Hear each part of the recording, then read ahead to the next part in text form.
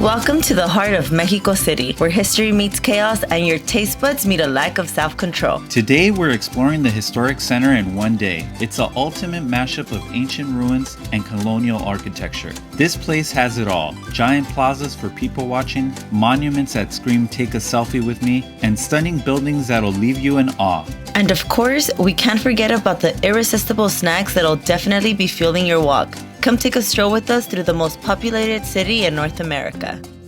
Our first stop is a monument to the revolution, Mexico City's tribute to the fight for freedom. With its striking dome and towering presence, you're going to want to climb to the top for sweeping views of the city. Here at Plaza de La Republica, you have plenty of vendors for you to get some souvenirs. You have everything from like toys for kids or handmade jewelry and handmade like backpacks and bags, stuff that is knitted, and you can even see some of the vendors here knitting some of the stuff. Very typical muñecas that are very popular for Ciudad de Mexico. If you forgot your hat, you can buy a hat here, sunglasses. Tienen de todo. There's gabanes and your typical knitted Mexican-inspired shirts, like guayaberas and stuff. These are the traditional Mexican dolls called Maria or Lele dolls, and you see them everywhere. I mean, they have the big one right there, too.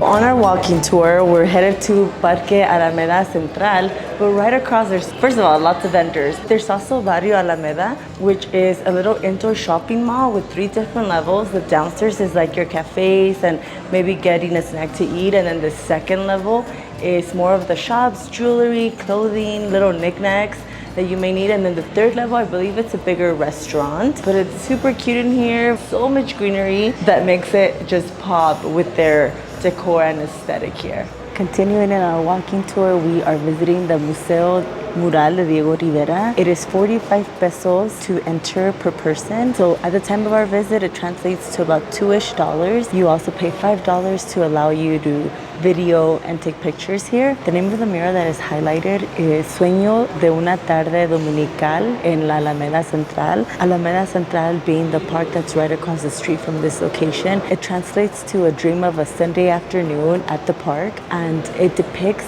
Mexican history, everything from Mexican independence to the Mexican Revolution, and it has a lot of important historical figures painted. So you'll find Benito Juárez, Porfirio Díaz, Frida Kahlo, Diego Rivera as a child. So you just really sit down and take in a little bit more about the Mexican culture.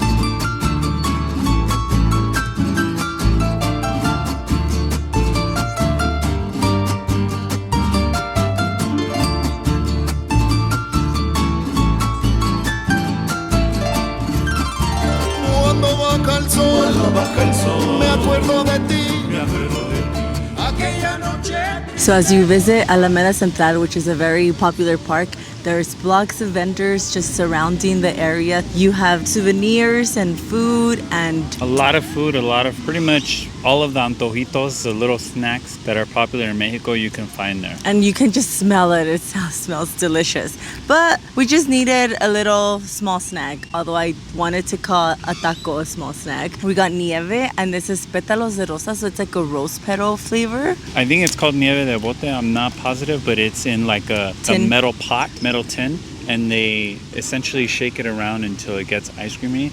So it's very natural flavor. And then we also got the mango one, which is in the bottom. Yeah, that tastes like frozen mango. And it's so nice to just come, get yourself a little snack, even some lunch, find a bench and just enjoy the greenery, because park here is incredible. So many trees.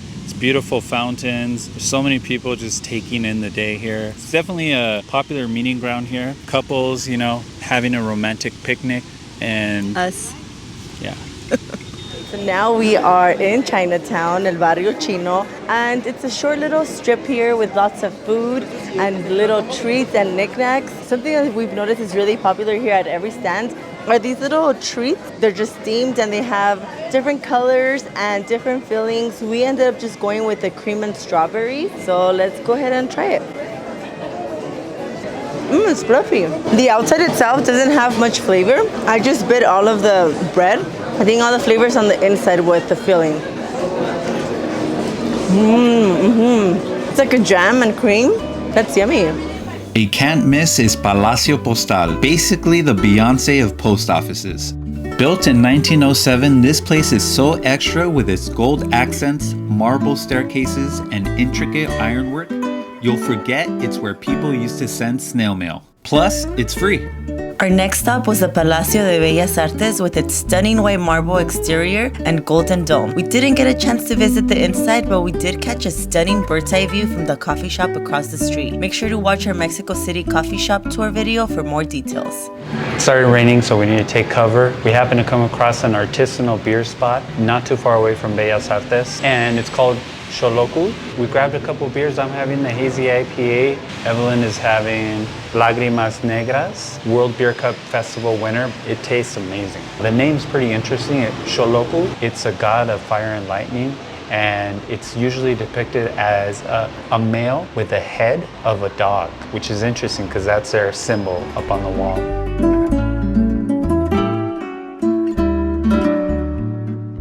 For lunch, we are at Café de Tacuba, not to be confused with Café Tacuba. And while we were doing our research, this actually was not on people's list. I didn't hear anybody talk about it, but when we were on Google Maps, this popped up and it has 4.5 stars, over 24,000 reviews. So based on the pictures, it looks historic with beautiful architecture. And now that we're here, let me tell you, this place is very stunning. They have tile decorating their walls, stained glass ceiling, chandeliers hanging, arches that are just like beautiful entryways to like the next room over. Based on their reviews, they also have mariachi here. I'm not sure what days, but probably on the weekends. They have a very extensive menu from pollo, carnes, enchiladas. They have tamales. We saw the table next over with tamales. That was like a huge tamal. They serve you bolillos with salsa and butter. I ordered the quesadillas caseras. This is mushroom and chicharron, but they have a blue corn tortilla, and the mushroom are just sauteed so deliciously. And it's almost like a Oaxaca cheese, so it's nice and thick, and so it pulls when you take a bite. It's so good. And they give you some salsa also on the side, and so you just sprinkle some of that salsa on it, and you take a delicious bite of this quesadilla. So much flavor. This is bomb. I ordered the enchiladas and mole, and they're stuffed with pollo. You have queso fresco on top. It comes with a side of rice and beans. And let me tell you, this plate is pretty huge. Plenty of mole on here, so I'm gonna definitely put this extra bread to use. Look at that.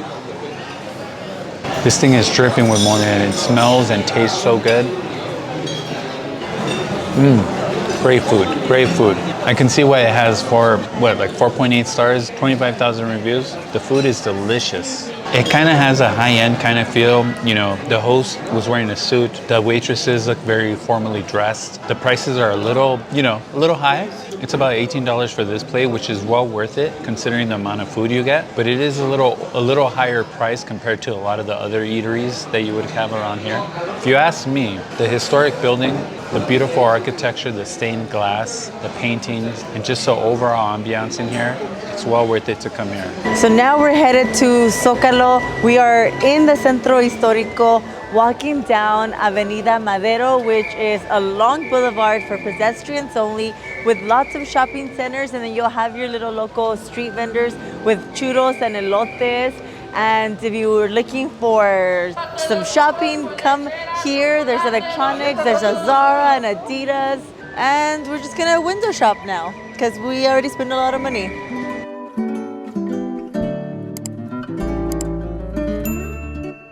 We're standing here in the Plaza de la Constitución, also known as the Zócalo, which is the second largest plaza in the whole entire world, just behind Tiananmen Square in China. And right behind us is the Cathedral Nacional, and usually there's a ton of vendors, but since it's a wet day, there's only a few vendors. Only the strong survive. Let's give it a little spin to see the largest plaza. The religious and political center of Mexico City. It's gorgeous. It's just too bad it's wet, but it's absolutely stunning.